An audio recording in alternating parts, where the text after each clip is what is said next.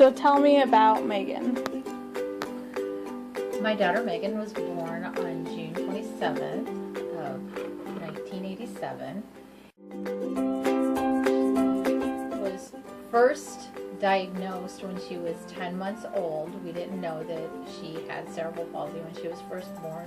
Her APGAR scores were fine. Her birth was normal.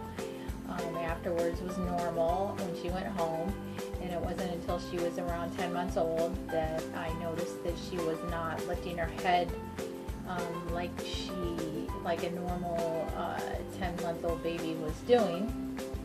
And even though she had rolled over twice by the time she was 9 months old, like the doctors had wanted her to do, she was still a little bit, I thought, behind developmentally. So she ended up being referred to Easter Seals in Peoria, which was about an hour away from our rural area that we were living at the time. And she was run through a series of many tests, blood work and MRIs and CAT scans and all sorts of things. And they finally diagnosed her with cerebral palsy, that her cerebellum did not grow properly, and she was diagnosed with ataxia cerebral palsy. Can you explain to me about the APGAR testing that you just said, and then the ataxic cerebral palsy? What is different between ataxic and any other kind? Yes.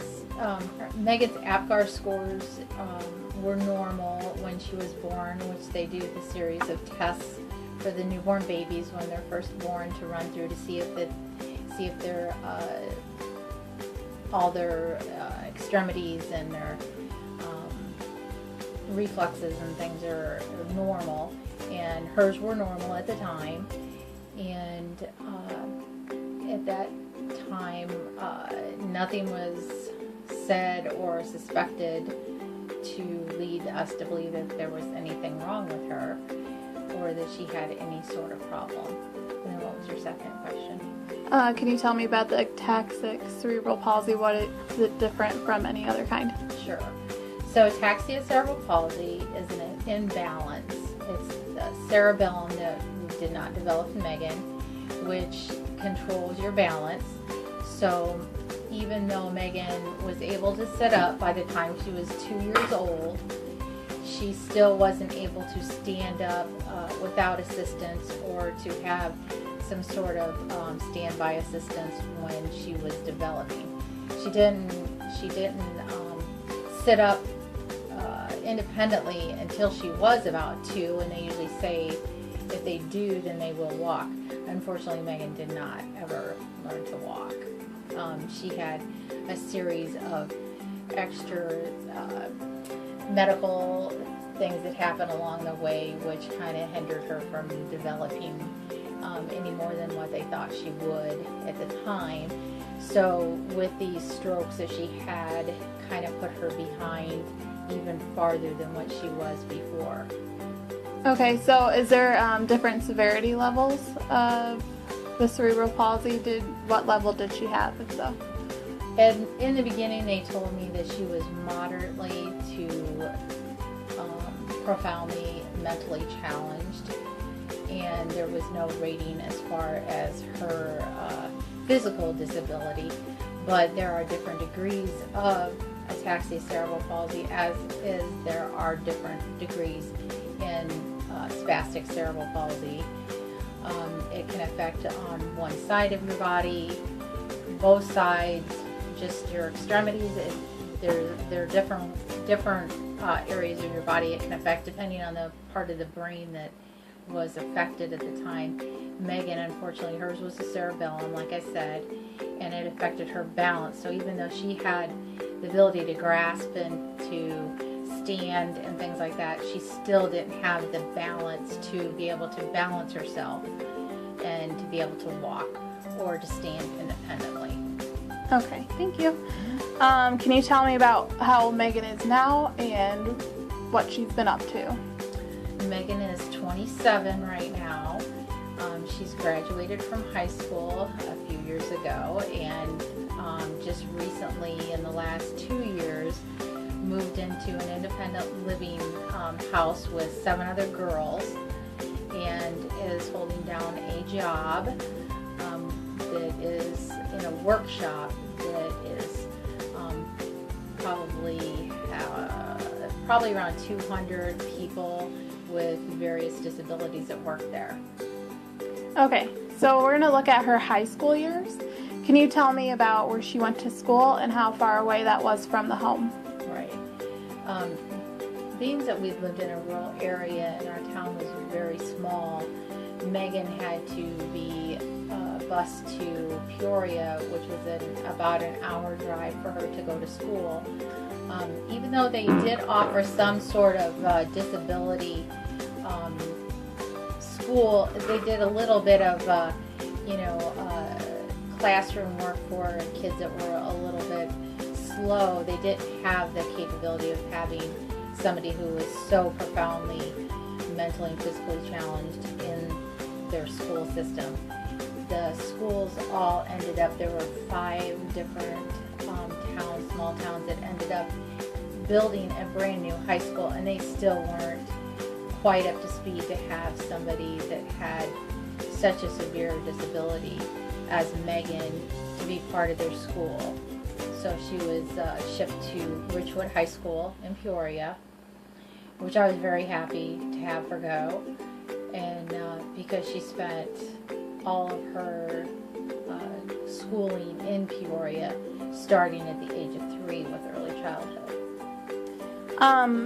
Were there services offered to bring her to school every day, that hour-long ride? Yes.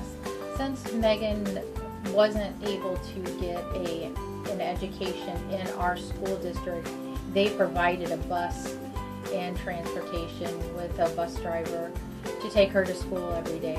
There were other children that were on a bus throughout her high school years, off and on, but the last probably 3 or 4 years she was on the bus alone with the bus driver. So since she went to a bigger city high school, were there many services that were offered to her? The services that Megan had that were offered through the high school were very limited.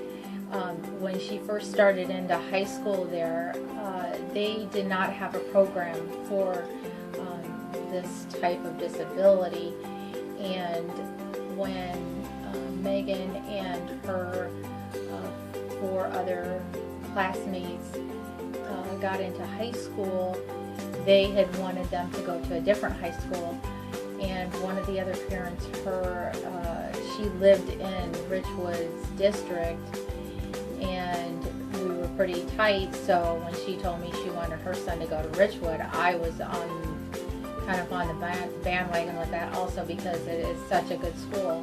So they were really good. We went and talked to the principal. The principal was really good about starting something for our kids in the Richwood High School, and they transferred everything right over there. They started modifying things that needed to be modified, getting air conditioning into the classroom and modifying the bathrooms for the kids, and getting everything lined up for therapy. The first year it wasn't the greatest therapy room, but within time it became very adaptable. I mean, the kids were very adaptable to everything that was going on in the school, because it really bent over backwards to include the kids in the high school. So. Were there any services that were offered to them, like after-school activities, or any joining of clubs that were offered to them like any other student in the school? Not really. There weren't any really any activities at that time. They were just starting in, and we did have the Special Olympics that they were a part of, and then the high school did offer a program where they had one student that they would match up with our student in the classroom, and they would be buddies, and so they would come down. So Megan had a girl that was in high school that was a cheerleader that she would come down to the classroom and see Megan and do different activities with her in the classroom so that she could have a little bit of interaction with somebody who was not disabled. So was Megan and everyone else with an intellectual disability basically secluded from the rest of the high school so that they were like more in their own classroom? Did they get to, you know, have lunch with them, the rest of the students? No, there was no inclusion as far as the high school went for Megan's class or the other class that ended up at Ridgewood. They made sure that the kids that were in the special needs classrooms didn't eat with the high school kids because it was so big that a lot of the kids in Megan's classroom were in wheelchairs, and they had a hard time getting around with so many people in the school. So they made sure that, you know, the kids that did go down to the class, go down to the lunchroom, were the ones that were able to walk. And most of the time, the kids that were in Megan's class ate in their classroom. How big was the service staff for in Megan's classroom? Like, what was the ratio per teacher to student? Right. She had one teacher, and there was 5 students in her class, and then she had one teacher's aide. And then between speech therapy, occupational therapy, and physical therapy, there was always one person that was gone. So I would say it was probably 4. You know, there was probably 4 in there all the time. Okay. What was the classroom atmosphere like in her high school? It was really, they had a lot of fun, I think, and it was really crazy at times, you know. But I think that it was a great classroom. She was lucky. She had a really great teacher and a really great teacher's aide, and a great group of kids, and a great group of parents that all cared very deeply for their kids and really advocated for them. So. What motivation strategies do the teachers use? Do you know? I think that they used a lot of just, you know, reward things, you know, as far as trips and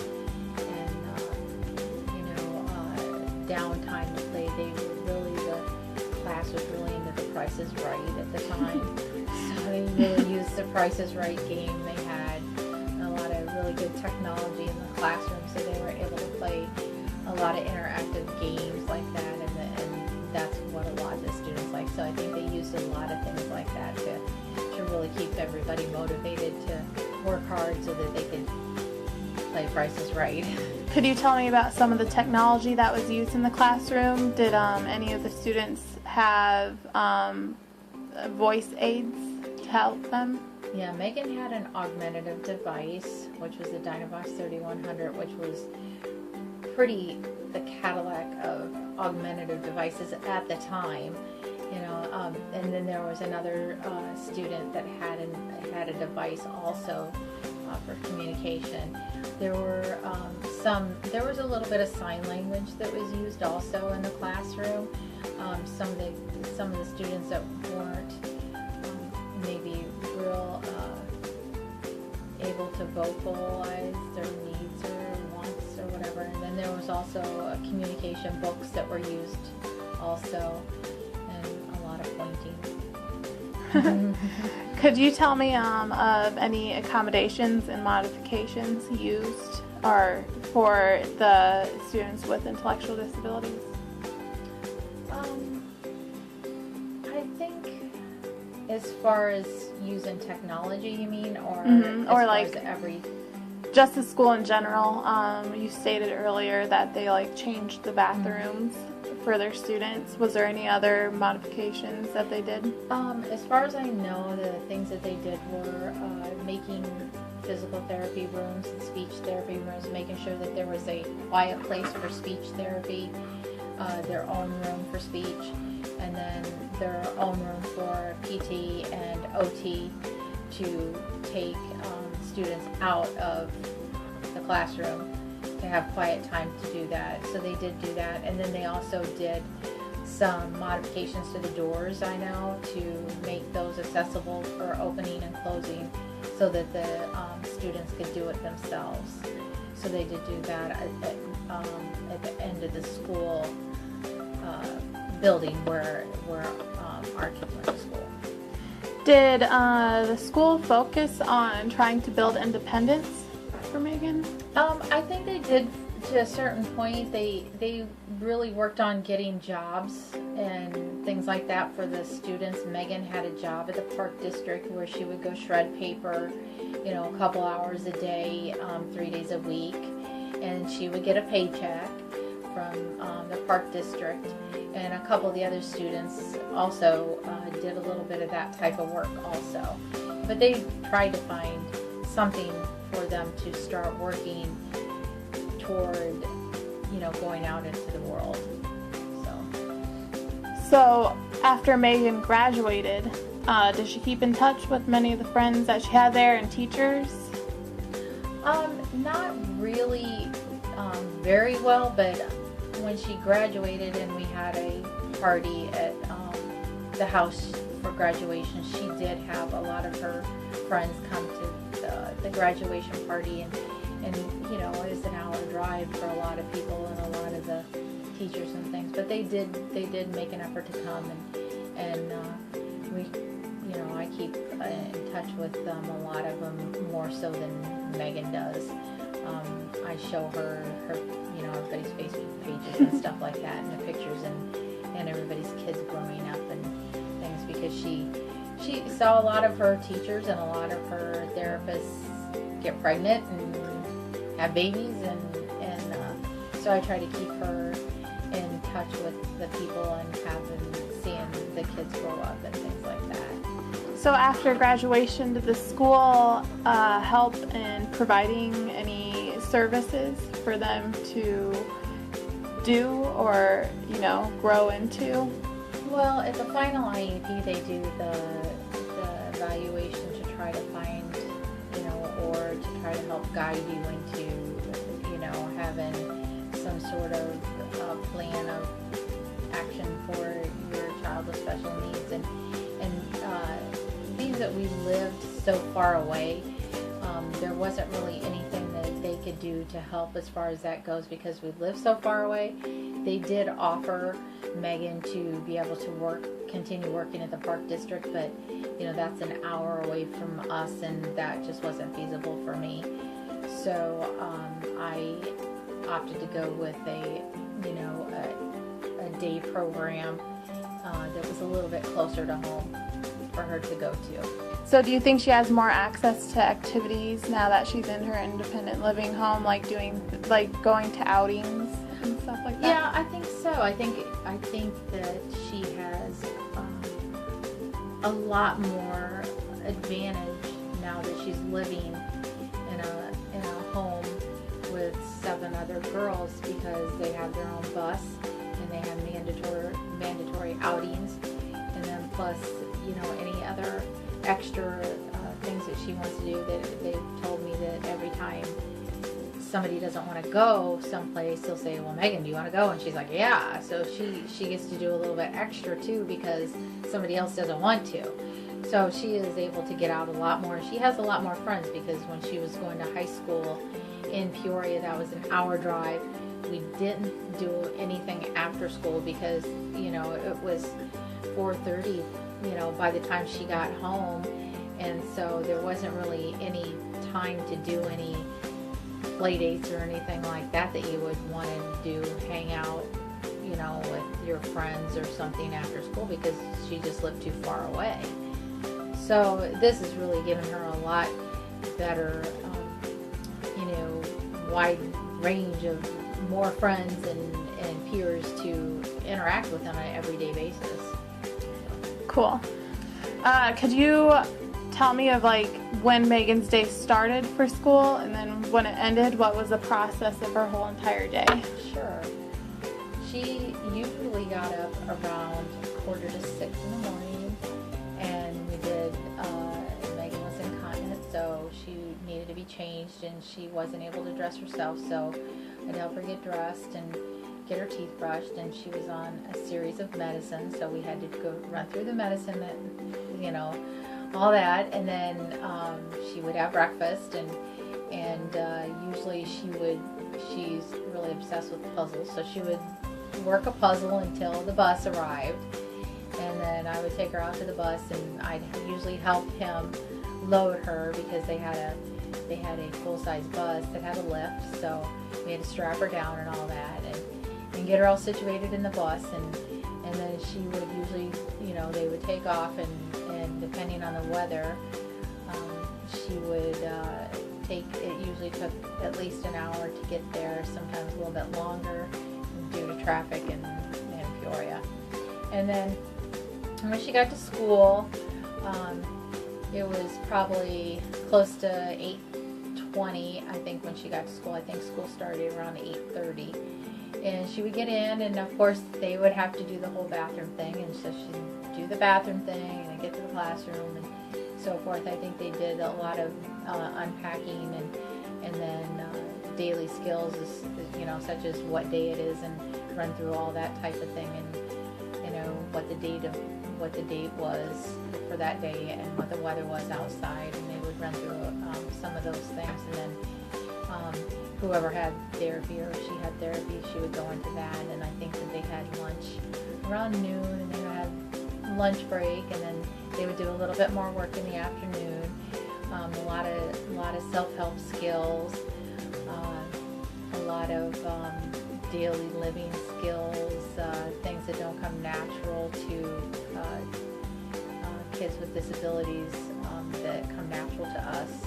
They worked on a lot of things like that, and then she would head home about 3 o'clock, and most of the time she'd be home by 4:30 at the latest, and then that would be about it for the night.